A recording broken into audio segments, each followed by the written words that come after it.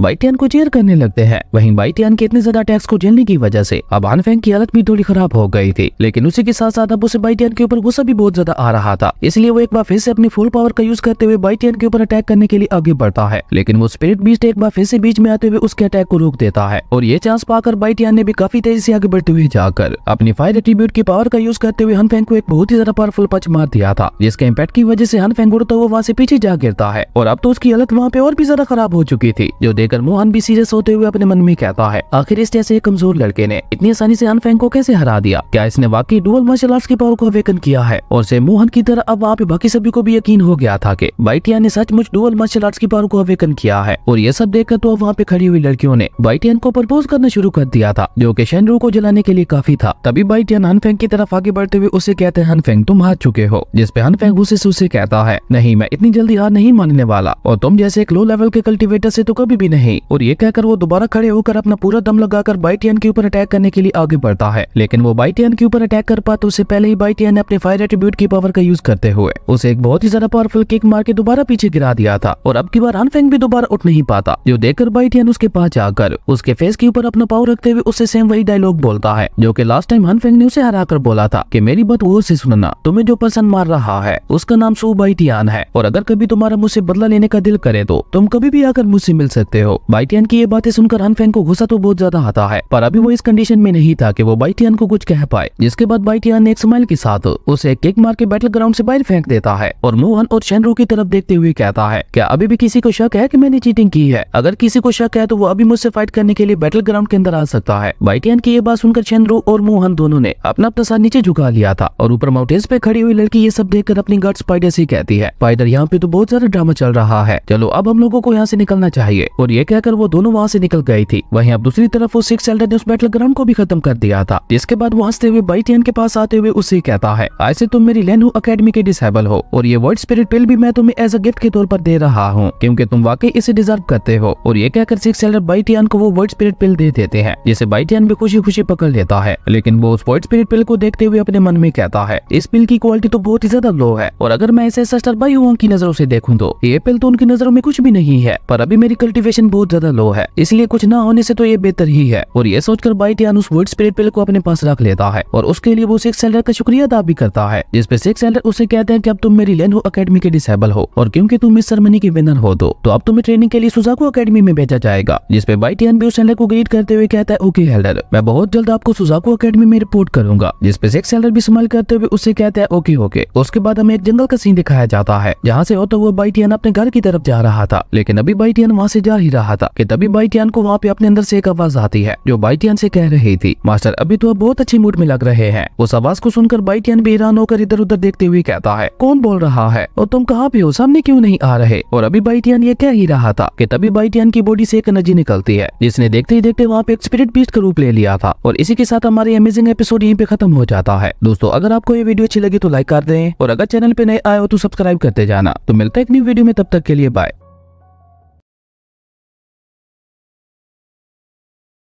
Hello दोस्तों, welcome back to our channel. तो जैसा कि हमने पिछले एपिसोड में देखा था, जहां अचानक ही बाइटियान की बॉडी से एक स्पिरिट बीस्ट बाहर आता है, और यहीं से नेक्स्ट एपिसोड की शुरुआत होती है, जहां बाइटियान थोड़ा चौंकते हुए उस स्पिरिट बीस्ट से पूछता है कि आखिर कौन हो तुम और तुम मेरी बॉडी के अंदर क्या कर रहे थे? जिसपे वो स्पिरिट बीस्ट बाइटियान को बताता है कि मैं वही एल्फ निर्वाणा पिल हूँ, जिसे तुम्हारे एंसेस्टर रिफाइन करने की कोशिश कर रहे थे, और आखिर में उन्होंने अपना सेक्रीफाइस करते हुए फाइनली मुझे रिफाइन कर ही लिया था। और मेरी अभी की बॉडी जो आप देख रहे हैं वो समय बीतने के साथ साथ खुद ही ट्रांसफॉर्म होती जा रही है। और रही बात कि मैं तुम्हारी बॉडी के अंदर क्या कर रही थी, मैं स्टार्टिंग से ही तुम्हारी बॉडी के अंदर ही थी, और आज जब तुमने अपनी मार्शल आर्ट्स की पावर को अवेकन किया तो मैं भी जाग गई। और स्पिरिट बीस्ट की ये सारी बातें सुनकर अब बाइटियान को भी समझ आ गया था कि कैसे उसे अपने एंसेस्टर बाई हुआंग की इनहेरिटेंस मिली थी। लेकिन बाइटियान यहाँ पे कुछ सोचते हुए उस स्पिरिट बीस्ट से पूछता है कि वो सब कुछ तो ठीक है, पर तुम्हारी एबिलिटी क्या है और तुम किस तरह के स्पिरिट बीस्ट हो? वो स्पिरिट बीस्ट जिसका नाम लिंगार था, वो बाइटियान को बताती है कि मेरी पहली एबिलिटी ये है कि मैं किसी भी स्पिरिट बीस्ट की बॉडी में ट्रांसफॉर्म हो सकती हूँ, और सेकंड मैं किसी भी टायर की पावर को बढ़ा सकती हूँ, पर अभी क्योंकि मैं बहुत ज्यादा कमजोर हूँ तो इसलिए मैं सिर्फ जोन लेवल तक के टायर्स की पावर को बढ़ा सकती हूँ। पर मास्टर आप फिक्र ना करें, एक बार जब मैंने अपनी सारी पावर्स को वापस पा लिया तो उसके बाद मैं आपके लिए लो लेवल के टायर्स को भी हाई लेवल टायर्स में ट्रांसफॉर्म कर दूंगी। जिसपे बाइटियान उससे सवाल करते हुए पूछता है, पर तुम ग्रो कैसे करोगी? जिसपे लिंगार बाइटियान से कहती है कि मैं एक एल्फ निर्वाणा पिल हूँ, इसलिए मैं एलेक्सिस और स्पीचर रूट्स को खाकर ही खुद को ग्रो कर सकती हूँ। और ये कहकर लिंगार बाइटियान से कहती है, मास्टर अभी मुझे थोड़ी भूख लगी है, तो क्या आप मुझे खाने के लिए कुछ दे सकते हैं? जिसपे बाइटियान वही वुड स्पिरिट पिल बाहर निकालते हुए लिंगार को खाने खाने के लिए दे देता है। लेकिन लिंगार उस पिल को देखते हुए कहती है, मास्टर ये पिल तो बहुत ज्यादा बेकार है, पर कोई बात नहीं, अभी मैं इसकी पावर को बढ़ा देती हूँ। और ये कहकर लिंगार ने वहाँ पे अपनी हेवनली पावर का यूज करते हुए उस वर्ड स्पिरिट पिल को अपग्रेड कर दिया था। और ये सब देखकर बाइटियन भी काफी ज्यादा खुश हो गया था। वहीं लिंगार उस पिल को अपग्रेड करने के बाद मजे से खा जाती है, लेकिन तभी उसे एहसास होता है कि यहाँ पे कोई आ रहा है, इसलिए वो दोबारा वहाँ पे बाइटियन की बॉडी के अंदर चली जाती है। और तभी वहाँ पे वही लड़की जिसका नाम रेंसी था, वो अपनी गार्ड स्पाइडर के साथ बाइटियन के पास आती है। और वो बाइटियन के पास आते हुए उससे कहती है, बाइटियन हमें मिले हुए काफी टाइम हो गया। जिसपे बाइटियन थोड़ा चौंकते हुए उससे पूछता है, रेंसी तुम यहाँ क्या कर रही हो? जिसपे रेंसी उससे कहती है कि मैं बस यहाँ पे तुमसे ही मिलने के लिए आई हूँ। जिसपे बाइटियन उससे कहता है, क्यों, क्या तुम मुझसे यहाँ पे एंगेजमेंट तोड़ने के लिए आई हो? बाइटियन की ये बात सुनकर रेंसी को भी एक झटका लगता है, क्योंकि आज उसे बाइटियन बहुत ही ज्यादा बदला बदला लग रहा था। क्योंकि पहले वो जब भी रेंसी से मिलता था वो हर बार नर्वस हो जाया करता था, लेकिन इस बार उसकी आंखों में आंख मिलाते हुए बात कर रहा था। और यही बात रेंसी को हैरान कर रही थी। वही रेंसी बाइटियन को जवाब देते हुए उससे कहती है, नहीं तुम गलत सोच रहे हो, मैं तो बस यहाँ पे तुम्हारे साथ एक डील करने के लिए आई हूँ। जिसपे बाइटियन उसकी सारी बात समझते हुए उससे कहता है, ओ तो तुम मुझे आगे करके ये मैरिज तोड़वाना चाहती हो? ओके, अगर तुम यही चाहती हो तो यही सही, मुझे इसमें कोई प्रॉब्लम नहीं है, लेकिन तुम इसके बदले में मेरे लिए क्या करोगी? बाइटियन की ये बात सुनकर रेंसी अपनी गार्ड के पास जाकर उसे कल्टीवेशन रिसोर्सेज लेने लगती है। और ये सब देखकर बाइटियन सोचते हुए अपने मन में कहता है कि अभी मेरा और लिंगार का कल्टीवेशन लेवल बहुत ज्यादा लो है और हम दोनों को ही अपनी पावर्स बढ़ाने के लिए कल्टीवेशन रिसोर्सेज की बहुत ज्यादा जरूरत है। और अभी बाइटियन यहाँ पे ये सब सोच ही रहा था कि तभी रेंसी दोबारा उसके पास आकर उसे 3 लो ग्रेड के स्पिरिचुअल स्टोन्स और 3 लाख गोल्डन कॉइन्स देते हुए कहती है कि अभी मेरे पास बस इतने ही रिसोर्सेज थे, लेकिन मैं तुमसे प्रॉमिस करती हूँ कि जब तुम मेरा काम कर दोगे मैं बचे हुए कल्टीवेशन रिसोर्सेज भी तुम तक पहुंचा दूंगी। जिसपे बाइटियन वहाँ से जाते हुए उसे कहता है, ओके ओके ठीक है, और अब तुम यहाँ से जा सकती हो। 2 दिन बाद मैं खुद तुम्हारी सिटी में आऊंगा और उसके बाद तुमने वहाँ पे जो भी नाटक करना हुआ कर लेना, मैं तुम्हारा उसमें पूरा साथ दूंगा। और ये कहकर बाइटियन वहाँ से अपने घर की तरफ जाने लगता है, लेकिन रेंसी उसे पीछे से आवाज देकर रोकते हुए कहती है कि तुम इस बीट को अपने पास रख लो, इससे हमें कॉन्टेक्ट करने में आसानी रहेगी। उसके बाद हमें सू फैमिली का सीन दिखाया जाता है, जहाँ पे बाइटियन बहुत ज्यादा खुश लग रहा था। और तभी बाइटियन की सिस्टर उसके पास आकर पूछती है, बाइटियन तुम्हारी मार्शल अवेकनिंग सेरेमनी कैसी रही? जिसपे बाइटियन भी एक्साइटेड होते हुए अपनी सिस्टर को बताता है कि आज मैंने मार्शल अवेकनिंग सेरेमनी में डुअल एट्रीब्यूट्स की पावर को अवेकन किया है। बाइटियन की ये बात सुनकर उसकी सिस्टर बहुत ही ज्यादा खुश हो गई थी और वो उसे कांग्रेट्स कहते हुए उसकी तारीफ करने लगी थी। और उन दोनों के पिता ने भी वहाँ पे आते हुए ये सारी बात सुन ली थी, इसलिए वो भी यहाँ पे बहुत ज्यादा खुश दिखाई दे रहे थे। और वो बाइटियन के पास आकर उसे अपने एट्रीब्यूट्स की पावर दिखाने के लिए कहते हैं। अपने फादर की ये बात सुनकर बाइटियन भी वहाँ पे अपने एट्रीब्यूट्स की पावर को एक्टिवेट करते हुए उन्हें अपने फादर को दिखा देता है। और जब बाइटियन के पिता उसके एट्रीब्यूट्स की पावर को देखते हैं तो वो और भी ज्यादा हैरान होते हुए कहते हैं कि ये दोनों एट्रीब्यूट्स तो अपने हेवन लेवल तक पहुंच गए हैं। और उसी के साथ वो बाइटियन की तारीफ करते हुए कहते हैं, बाइटियन मेरे बच्चे, मुझे तुम पे बहुत ज्यादा फख्र है, आज तुमने मेरा सर फख्र से ऊंचा कर दिया। मैं न जाने पिछले कितने सालों से इसी लम्हे का वेट कर रहा था। चलो आओ अब हम लोग रूम में बैठकर बात करते हैं। उसके बाद हमें एक रूम का सीन दिखाया जाता है जहाँ वो तीनों अपनी आज की खुशी सेलिब्रेट कर रहे थे। पर तभी अचानक ही वहाँ पे बाइटियन सीरियस होते हुए अपने फादर से पूछता है, फादर आपने मुझसे कहा था कि जब मैं अपने एट्रीब्यूट्स की पावर को अवेकन कर लूंगा तब आप मुझे मेरी माँ के बारे में सब कुछ बताएंगे। जिसपे बाइटियन के फादर भी सैड होकर एक लंबी सांस छोड़ते हुए बाइटियन को बताते हैं कि ये लोग तो तुम जानते ही होगे कि तुम्हारी मदर का नाम याओ ली था और वो मेडिसन वैली के मास्टर की सबसे छोटी बेटी थी। और जब तुम 3 साल के थे याओगू सिटी के लोग अचानक ही हमारी लैंड सिटी के अंदर आ गए और वो जबरदस्ती तुम्हारी मदर को अपने साथ ले गए। मैंने उन्हें वहाँ पे अपनी ग्रीन फ्लेम का यूज करते हुए रोकने की बहुत ज्यादा कोशिश की, लेकिन वो सभी लोग बहुत ज्यादा पावरफुल थे, इसलिए मैं अकेला उन सभी का सामना नहीं कर पाया। और उसी हद से में तुम्हारी सिस्टर भी इंजर्ड हुई थी, जिसकी वजह से वो आज तक कल्टीवेट नहीं कर पाई। इवन उस हद से में तुम्हारे ग्रैंडफादर यानी मेरे पिता भी मारे गए थे और वो लोग उनकी ग्रीन फ्लेम को भी अपने साथ ले गए थे। और उस हादसे के बाद हमारी सू फैमिली जो कि लैंड सिटी की नंबर 1 फैमिली हुआ करती थी, उसके हालात भी धीरे धीरे खराब होने लगे और हमारी फैमिली एक एक करके बाकी सभी फैमिली से हारने लगी। और उस सब की वजह से ही हमारी सू फैमिली की हालत ऐसी हो गई है। वहीं अपनी माँ की कहानी सुनकर बाइटियन को काफी ज्यादा गुस्सा आ चुका था और वो गुस्से से अपने पिता से कहता है, फादर मैं याओगू क्लैन के लोगों को जिंदा नहीं छोड़ूंगा। मैं आपसे प्रॉमिस करता हूँ कि मैं अपनी मदर को बचाकर वापस लाऊंगा और मेडिसन वैली जिन्होंने ये सब करवाया था उन्हें भी मैं नहीं छोड़ने वाला। जिसपे बाइटियन के पिता उसे शांत करवाते हुए कहते हैं, अभी तुम्हें इतना ज्यादा जज्बाती होने की कोई जरूरत नहीं है, क्योंकि अभी तो तुमने बस अपनी मार्शल आर्ट्स पावर को अवेकन किया है और मेडिसन वैली कितनी ज्यादा खतरनाक है ये तो तुम्हारी सोच से भी बाहर है। इसलिए अभी बस तुम अपनी प्रैक्टिस पे ध्यान दो और अगर तुम अपनी माँ को बचाना चाहते हो तो तुम्हें जल्द से जल्द ग्रेट मार्शल आर्ट रियलम में ब्रेक थ्रू करना होगा। और अगर तुम एक बार ग्रेट मार्शल आर्ट रियलम में पहुंच गए तो तुम्हारे स्पार्क एकेडमी में जाने के रास्ते भी खुल जाएंगे। और अगर तुम एक बार स्पार्क एकेडमी के अंदर एंटर कर गए तो हमारी सू फैमिली को एक नई होप मिल जाएगी। अपने फादर की ये बात सुनकर बाइटियन उनसे पूछता है, फैमिली कंपटीशन को कितना टाइम रहता है? जिसपे बाइटियन के पिता उसे बताते हैं कि 3 महीने। ये सुनकर बाइटियन अपने पिता को तसल्ली देते हुए कहता है, फादर आप फिक्र ना करें, मैं आपसे प्रॉमिस करता हूँ कि 3 महीने बाद होने वाले कंपटीशन में हमारी सू फैमिली ही जीतेगी। जिसपे बाइटियन के पिता उसे एक बार फिर से रोकते हुए कहते हैं कि मैंने तुम्हें पहले भी कहा है कि अभी तुम इस सब के बारे में ना सोचो और बस अपनी प्रैक्टिस के ऊपर ध्यान दो। अपने फादर की ये बात सुनकर बाइटियन भी चुप हो गया था। उसके बाद हमें रात का सीन दिखाया जाता है जहाँ पे बाइटियन अपने रूम में बैठा हुआ कल्टीवेट कर रहा था और कल्टीवेट करते हुए वो अपने मन में सोच रहा था कि हमारे एंशिएंट मेडिसिन कॉन्टिनेंट में वॉरियर्स के काफी सारे लेवल्स हैं जिन्हें काफी सारे हिस्सों में बांटा गया है और उनमें सबसे पहले आते हैं वॉरियर्स और वॉरियर्स के बाद मार्शल आर्ट मास्टर्स और उसके बाद ग्रेट मार्शल मास्टर्स,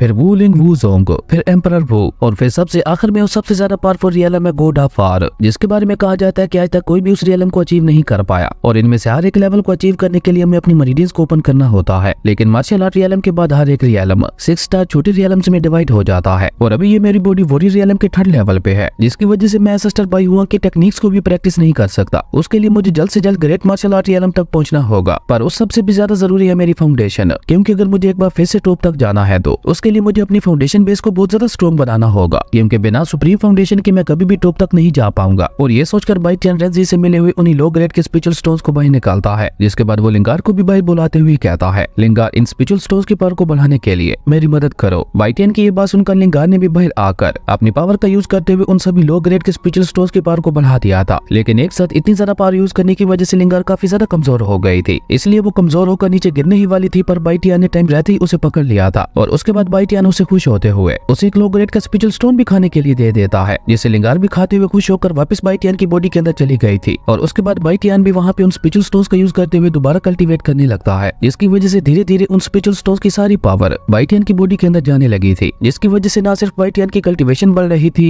बल्कि उसी के साथ साथ उन स्पिरिचुअल स्टोन्स की एनर्जी की वजह से बाइटियन की बॉडी भी स्ट्रॉन्ग होती जा रही थी। और ये सब देखकर बाइटियन सोचते हुए अपने मन में कहता है कि अब क्योंकि मेरे पास डुअल एट्रीब्यूट्स की पावर है तो अब मुझे नॉर्मल कल्टीवेटर से ज्यादा प्रैक्टिस करनी होगी, जहां बाकी नॉर्मल कल्टीवेटर्स एक मटेरियल को ओपन करके ही नेक्स्ट लेवल में ब्रेक थ्रू कर सकते हैं, वहीं मुझे उनके मुकाबले नेक्स्ट रियल में ब्रेक थ्रू करने के लिए 2 मटेरियल्स को ओपन करना होगा। पर मेरे लिए सबसे अच्छी बात यह है कि मैं अपने से 2 गुना ज्यादा रियल वाले कल्टीवेटर को भी आसानी से हरा सकता हूँ। और उसके बाद हमें अगली सुबह का सीन दिखाया जाता है, जहाँ बाइटियन ने उन दोनों स्पिरिचुअल स्टोन्स के पावर को पूरी तरह से रिफाइन कर लिया था और पूरी रात कल्टीवेट करने की वजह से बाइटियन यहाँ पे थोड़ा थक भी गया था, लेकिन वो उन स्पिरिचुअल स्टोन्स के पावर को रिफाइन करने के बाद काफी ज्यादा खुश भी था, क्योंकि उन स्पिरिचुअल स्टोन्स को रिफाइन करते हुए बाइटियन ने अपनी काफी सारी मार्शल आर्ट वेन्स को ओपन कर लिया था और उसी के साथ साथ अब उसके हर एक मसल में भी स्पिरिचुअल एनर्जी फ्लो कर रही थी। और अभी बाइटियन ये सब सोच ही रहा था कि तभी उसे वहाँ पे अपने पिता के चिल्लाने की आवाज आती है, जो कि गुस्से से क्या जी से कह रहे थे कि अपनी बकवास बंद करो, मेरी बेटी तुम्हारे बेटे से कभी भी शादी नहीं करेगी। और ये सारी बातें सुनकर बाइटियन भी भागकर अपने फैमिली मेंशन की तरफ जाने लगता है। वहीं हमें सू फैमिली के मेंशन का सीन दिखाया जाता है, जहाँ पे किन फैमिली का हेड और उसका बेटा दोनों बाइटियन की सिस्टर के लिए प्रपोजल लेकर आए हुए थे। और क्योंकि सू फैमिली ने किन फैमिली से काफी ज्यादा कर्जा ले रखा था, इसलिए किन फैमिली का हेड जबरदस्ती बाइटियन की सिस्टर की शादी अपने बेटे से करवाना चाहता था। और इसलिए वो बाइटियन के फादर को लालच देते हुए कहता है कि अगर तुम्हारी बेटी की शादी मेरे बेटे के साथ हो गई तो मैं तुम्हारी सू फैमिली का सारा कर्जा माफ कर दूंगा, और उसी के साथ अगर तुमने मेरे साथ हाथ मिला लिया तो तुम्हारी सू फैमिली भी मेरी किन फैमिली की तरह लैनवू सिटी की बड़ी बड़ी फैमिलीज में शुमार होने लगेगी। लेकिन किन फैमिली के हेड का बेटा इतना ज्यादा भद्दा था कि बाइटियन की सिस्टर तो उसे देखकर ही घबरा गई थी। और अपनी बेटी को घबराते हुए देखकर मास्टर सू भी मास्टर किन से गुस्से से कहते हैं कि मैंने तुमसे जो 5 लाख कोइंस का उधार लिया था मैं वो तुम्हें बहुत जल्द लौटा दूंगा, और रही बात तुम्हारी फैमिली की रेपुटेशन की तो तुम्हें उसके बारे में ज्यादा फिक्र करने की कोई जरूरत नहीं है। मास्टर सू की ये बात सुनकर मास्टर किन गुस्से से उसे कहता है, एक बार और अच्छी तरह से मेरे इस प्रपोजल के बारे में सोच लो, क्योंकि मेरी किन फैमिली की मदद के बगैर तुम कभी भी इस क्रिटिकल सिचुएशन से बाहर नहीं निकल पाओगे, और अगर ऐसा ही चलता रहा तो बहुत जल्द तुम्हारी सू फैमिली को लैनवू सिटी से बाहर निकाल दिया जाएगा। किन्जी की ये सारी बातें सुनकर अब मास्टर सू का गुस्सा आउट ऑफ कंट्रोल हो चुका था, इसलिए वो बहुत गुस्से से किन्जी से कहते हैं कि मैं तुमसे आखिरी बार कह रहा हूँ कि दफा हो जाओ यहाँ से, कहीं ऐसा ना हो कि मैं अपना आपा खोकर तुम्हें यहीं पे खत्म कर दूं। मास्टर सू की ये बात सुनकर किन्जी गुस्से से कहता है कि ये तुम्हारी फैमिली के लिए आखिरी मौका था जिसे तुमने गुस्से में गवा दिया। अब अगर तुम्हारी बेटी मेरे बेटे से शादी करने के लिए भीख भी मांगे तो फिर भी मैं ये शादी नहीं होने दूंगा, और अब देखना मैं तुम्हारी सू फैमिली का क्या हाल करता हूँ। और अभी किन्जी ये सब कह ही रहा था कि तभी बाइटियन वहाँ पे आते हुए गुस्से से उससे कहता है, तुम्हें भोगने के लिए सिर्फ हमारी फैमिली मिलती है जो तुम बार बार मुंह उठाकर यहाँ आ जाते हो। बाइटियन की ये बात सुनकर किन्जी गुस्से से उसे कहता है, लड़के तुम्हारी हिम्मत कैसे हुई मुझसे ऐसे बात करने की, शायद तुम लोग भूल गए हो कि मैं कौन हूँ और मैं क्या क्या कर सकता हूँ, पर अब तुम लोग देखना मैं कैसे तुम लोगों को तुम्हारी सू फैमिली की औकात दिखाता हूँ। जिस पे बाइटियन एक बार फिर से किन्जी का मजाक उड़ाते हुए उसकी बेइज्जती करता है, जो देखकर किन्जी का बेटा भी बीच में आते हुए बाइटियन से कहता है, लड़के जल्दी से मेरे फादर के पांव में गिरकर उनसे माफी मांगो वरना ये तुम्हारी लाइफ का आखिरी दिन होगा। जिस पे बाइटियन एक बार फिर से उनकी बेइज्जती करते हुए कहता है कि अभी तुम लोगों की इतनी औकात नहीं है कि तुम लोग हमें अपने पैरों में गिरा सको, और वैसे भी तुम्हारे जैसे कुत्तों का यही हाल है कि तुम लोगों के साथ ऐसे ही बात की जाए। अब बाइटियन की ये बात सुनकर किन्जी का गुस्सा भी आउट ऑफ कंट्रोल हो चुका था, लेकिन फिर भी वो किसी तरह से खुद को शांत करते हुए मास्टर सू से कहता है, देखना एक दिन तुम्हारे बेटे का ये गरूर ही तुम्हारी फैमिली को ले डूबेगा। जिस पे बाइटियन उससे कहता है कि अगर अब तुम्हारी बकवास खत्म हो गई हो तो दफा हो जाओ यहाँ से। बाइटियन की ये बात सुनकर किन्जी के बेटे को बहुत ज्यादा गुस्सा आता है, पर वो बाइटियन से कुछ कह पाते उससे पहले ही बाइटियन ने अपनी फायर एट्रीब्यूट की पावर का यूज करते हुए उसे एक बहुत ही ज्यादा पावरफुल किक मारकर अपने घर से बाहर फेंक देता है। और बाइटियन की इस एक किक में किन्जी का बेटा वहीं पे ढेर हो गया था और अपने बेटे की ऐसी हालत देखकर किन्जी अचानक ही पीछे से बाइटियन के ऊपर अटैक करने के लिए आगे बढ़ता है। पर मास्टर सू ने बीच में आते हुए न सिर्फ उसके अटैक को रोक दिया था, बल्कि मास्टर सू ने अपनी स्पिरिचुअल पावर का यूज करते हुए उसे भी पीछे धकेल दिया था। जो देखकर किन्जी उन्हें धमकी देते हुए चुपचाप वहाँ से अपने बेटे के साथ चला गया था। और उनके वहाँ से जाते ही बाइटियन अपने पिता से पूछता है, फादर आखिर आपने किन फैमिली से 5 लाख गोल्डन कॉइन्स का कर्जा कब लिया? पर बाइटियन के पिता बहुत ज्यादा सैड हो चुके थे, इसलिए वो बाइटियन को कुछ भी नहीं बताते। जो देखकर बाइटियन की सिस्टर उसे बताती है कि ये सब असल में हन फैमिली की वजह से हो रहा है। कुछ टाइम पहले हन फैमिली ने हमसे कुछ अलेक्जेस खरीदे थे, लेकिन जब हमने अपने अलेक्जेस हन फैमिली में भेजे तो उन्होंने हमारे अलेक्जेस को नकली बताते हुए हमारे ऊपर 5 लाख गोल्डन कॉइन्स का जुर्माना कर दिया और हमें 3 महीनों का टाइम दिया कि अगर हमने 3 महीनों में उनके 5 लाख गोल्डन कॉइन्स का जुर्माना न अदा किया तो वो लोग हमारी सू फैमिली की सभी प्रॉपर्टीज के ऊपर कब्जा कर लेंगे। और इसी जुर्माने को चुकाने के लिए हमें किन फैमिली से उधार लेना पड़ा, जिसका अब किन फैमिली गलत फायदा उठा रही है। अपनी बहन की ये सारी बातें सुनकर बाइटियन को बहुत ज्यादा गुस्सा आता है और वो गुस्से से कहता है कि आप लोग फिक्र न करें, बहुत जल्द इन सभी से मैं अपनी सू फैमिली के साथ किए हुए एक जुल्म का बदला लूंगा। और ये कहकर बाइटियन गुस्से से एक बार फिर से कल्टीवेट करने के लिए चला गया था। और अपनी फैमिली की अभी की कंडीशन देखकर बाइटियन भी समझ गया था कि उसके पास ज्यादा समय नहीं है, उसे जल्द से जल्द पावरफुल होना होगा, वरना लेनहू सिटी की बड़ी बड़ी फैमिलीज उसकी सू फैमिली को नहीं छोड़ेंगी। और इसलिए अब बाइटियन अपनी प्रैक्टिस के लिए एक झरने के पास आता है, जहाँ पे वो पानी के प्रेशर के नीचे अपने फायर एट्रीब्यूट की पावर का यूज करते हुए प्रैक्टिस करने लगता है। लेकिन काफी ज्यादा कोशिश के बावजूद भी बाइटियन बार बार इसमें नाकाम हुए जा रहा था। और इसी बीच बाइटियन को एहसास होता है कि वो गुस्से में क्या गलती करने जा रहा था। और ये एहसास होते ही बाइटियन वहीं पे रुकते हुए अपने मन में कहता है, मुझे जल्दबाजी में से कोई हरकत नहीं करनी चाहिए, क्योंकि अभी मेरी बॉडी इतनी ज्यादा स्ट्रॉन्ग नहीं है जब वो इतनी ज्यादा पावरफुल टेक्निक्स की एनर्जी को बर्दाश्त कर सके। इसलिए मुझे धीरे धीरे अपनी पावर्स को बढ़ाना होगा। उसके बाद इसी तरह बाइटियन वहाँ पे दिन रात बहुत ज्यादा हार्ड प्रैक्टिस करने लगता है, जिसकी वजह से देखते ही देखते ना सिर्फ उसने अपनी मेरिडियंस को ओपन कर लिया था, बल्कि उसी के साथ साथ उसकी बॉडी का स्ट्रेंथ लेवल भी काफी ज्यादा बढ़ चुका था। और अब बाइटियन अपने सिर्फ एक ही पंच में किसी बड़े से बड़े स्टोन को भी डिस्ट्रॉय कर सकता था। जो देखकर बाइटियन भी अब अपनी बॉडी की इस पावर से कुछ हद तक सेटिस्फाइड हो गया था, जिसके बाद वो खुद से कहता है कि अब ट्रेनिंग बहुत हो गई, अब मुझे वापस घर चलना चाहिए। और ये कहकर बाइटियन वहाँ से अपने घर की तरफ जाने लगता है, जहाँ रास्ते में उसका सामना कुछ अल्केमी कल्टीवेटर्स के साथ होता है। और उनमें से एक ओल्ड मैन के गले में पहनी हुई कोर को देखकर बाइटियन सोचते हुए अपने मन में कहता है कि ये तो बहुत ही ज्यादा खास और रेयर कोर है, जिससे मेरिडियंस को अनलॉक करने वाली पिल को रिफाइन किया जाता है। अगर ये कोर मुझे मिल जाती तो मैं अपनी सिस्टर की मार्शल आर्ट पावर को दोबारा रीअवेकन कर सकता था। और यही सब सोचते हुए बाइटियन धीरे धीरे वहाँ से जाने लगता है। लेकिन तभी वही ओल्ड मैन बाइटियन को रोकते हुए उससे पूछता है, लिटिल फ्रेंड तुम देखने से यहीं आसपास के ही लग रहे हो। जिसपे बाइटियन भी हमें अपना सारे हिलाते हुए उस ओल्ड मैन से कहता है कि हाँ मैं यहीं पास में ही रहता हूँ। जिसपे वो ओल्ड मैन बाइटियन से पूछता है, क्या तुम हुलैंड माउंटेन के बारे में कुछ जानते हो कि वो कहाँ पे है? जिसपे बाइटियन एक बार फिर से हमें अपना सर हिलाता है। जो देखकर वो ओल्ड मैन उससे अगला सवाल करते हुए पूछता है, तो क्या तुम जानते हो कि जेड जिनसिंग हुलैंड माउंटेन्स में कहाँ पे पाई जाती है? जिसपे बाइटियन उनसे कहता है, तो तुम लोग ब्लड जिनसिंग को ढूंढ रहे हो, इसका मतलब है कि तुम में से किसी की जान खतरे में है। और ये कहकर बाइटियन उस ओल्ड मैन की तरफ देखते हुए कहता है, और हो ना हो उस ब्लड जिनसिंग की जरूरत आपको ही होगी, लेकिन मैं आपको पहले ही बता देता हूँ कि अगर आपने उस ब्लड जिनसिंग को लिया तो उसके बाद भी आप 30 दिनों से ज्यादा नहीं जी पाएंगे। बाइटियन की यह बात सुनकर उस ओल्ड मैन की ग्रैंड डॉटर को बहुत ज्यादा गुस्सा आता है और वो अचानक ही वहाँ पे अपना ओरल रिलीज करते हुए बाइटियन के ऊपर अटैक करने लगी थी। लेकिन बाइटियन भी यहाँ पे इतनी ज्यादा हार्ड ट्रेनिंग के बाद काफी ज्यादा पावरफुल हो चुका था, इसलिए बाइटियन अपने सिर्फ एक ही पंच से उस लड़के को पीछे की तरफ धकेल देता है। जो देखकर उस लड़के को बहुत ज्यादा गुस्सा आता है और वो जैसे ही दोबारा बाइटियन के ऊपर अटैक करने के लिए आगे बढ़ती है तो वो ओल्ड मैन उसे डांटते हुए वहीं पे रोक देता है। ये देखकर वो लड़की थोड़ा गुस्से से अपने ग्रैंडफादर से कहती है, ग्रैंडफादर ये लड़का आपके मरने के बारे में बात कर रहा है, इसलिए इसे सबक सिखाना जरूरी है। जिसपे वो ओल्ड मैन एक फेक स्माइल करते हुए अपनी ग्रैंड डॉटर से कहता है, ये लड़का बिल्कुल ठीक कह रहा है, मेरे पास अब ज्यादा टाइम नहीं बचा, इवन वो जेड ब्लड जिनसिंग भी मुझे नहीं बचा सकती। जिसपे वो लड़की अपने ग्रैंडफादर से कहती है, नहीं ग्रैंडफादर, प्रेसिडेंट एडी ने मुझसे खुद कहा था कि अगर हमें ब्लड जिनसिंग मिल गई तो आप बच जाएंगे। जिसपे वो ओल्ड मैन अपनी ग्रैंड डॉटर से कहता है कि वो ब्लड जिनसिंग मुझे बचा नहीं सकती, वो बस मेरी लाइफ को ही कुछ दिनों तक बढ़ा सकती है। और उस ब्लड जिनसिंग को रिफाइन करना भी इतना ज्यादा आसान नहीं होने वाला, क्योंकि प्रेसिडेंट ईदी खुद भी इसमें 2 बार नाकाम हो चुके हैं। और ये कहकर वो ओल्ड मैन बाइटियन से पूछता है, लिटिल फ्रेंड क्या तुम मुझे बता सकते हो तुमने ऐसा क्यों कहा था कि मेरे पास सिर्फ 30 दिन ही बचे हैं? तुम आखिर इतने सारे श्योर कैसे हो कि मेरे पास सिर्फ 30 दिन ही बचे हैं? जिसपे बाइटियन उस ओल्ड मैन से कहता है, मुझे लगता है बुढ़ापे की वजह से आपकी आंखें कमजोर हो गई हैं। क्या आपको नजर नहीं आ रहा कि आपके इंटरनल ऑर्गन्स पूरी तरह से डैमेज हो चुके हैं? बाइटियन की ये बात सुनकर वो ओल्ड मैन उससे इंप्रेस होते हुए कहता है, लिटिल फ्रेंड तुम्हारी आई साइट तो वाकई काफी ज्यादा शार्प है, तुमने इतनी जल्दी मेरी बीमारी के बारे में जान लिया, मैं वाकई तुम्हारी नॉलेज से बहुत ज्यादा एडमायर हूँ। और ये कहते हुए वो ओल्ड मैन वहाँ पे बाइटियन को ग्रीट करता है। और ये देखकर वो लड़की भी जल्दी से बाइटियन से पूछती है, तो अगर तुम मेरे ग्रैंडफादर की बीमारी के बारे में अच्छे से जानते हो तो तुम जरूर उसका इलाज भी जानते होगे। जिसपे बाइटियन उससे कहता है कि मैं सिर्फ कुछ एलेक्सेस को ही रिफाइन करके तुम्हारे ग्रैंडपा को बचा सकता हूँ, और मैं यहाँ पे उन सभी एलेक्सेस को बिना फर्नेस के यहीं पे रिफाइन कर सकता हूँ। बाइटियन की ये बात सुनकर वो ओल्ड मैन उससे और भी ज्यादा इंप्रेस होते हुए कहता है, बिना फर्नेस के एलेक्सेस को रिफाइन करना बहुत ज्यादा मुश्किल होता है, इवन ऐसे तो हमारे प्रेसिडेंट ईदी भी नहीं कर सकते।